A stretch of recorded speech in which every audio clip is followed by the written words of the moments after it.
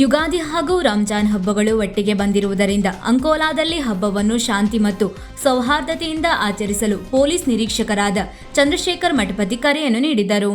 ಅವರು ಮಂಗಳವಾರ ತಹಸೀಲ್ದಾರ್ ಕಚೇರಿಯ ಸಭಾಂಗಣದಲ್ಲಿ ತಾಲೂಕಾ ಆಡಳಿತ ಮತ್ತು ಪೊಲೀಸ್ ಇಲಾಖೆ ಜಂಟಿಯಾಗಿ ಆಯೋಜಿಸಿದ್ದ ಶಾಂತಿ ಸಭೆಯನ್ನು ಉದ್ದೇಶಿಸಿ ಮಾತನಾಡಿ, ಕೋಮು ಸೌಹಾರ್ದತೆ, ಅಹಿತಕರ ಘಟನೆಗಳ ತಡೆಗಟ್ಟುವಿಕೆ ಮತ್ತು ಕಾನೂನು ಸುವ್ಯವಸ್ಥೆ ಪಾಲನೆಯನ್ನು ಗಮನದಲ್ಲಿಟ್ಟು ಸಾರ್ವಜನಿಕರು ಹಬ್ಬದ ಆಚರಣೆಯ ಸಂದರ್ಭದಲ್ಲಿ ಪರಸ್ಪರ ಸಹಕಾರದಿಂದ ಇರಲು ಹಾಗೂ ಪೊಲೀಸರ ಸೂಚನೆಗಳನ್ನು ಪಾಲಿಸಲು ಮನವಿಯನ್ನು ಮಾಡಿದರು.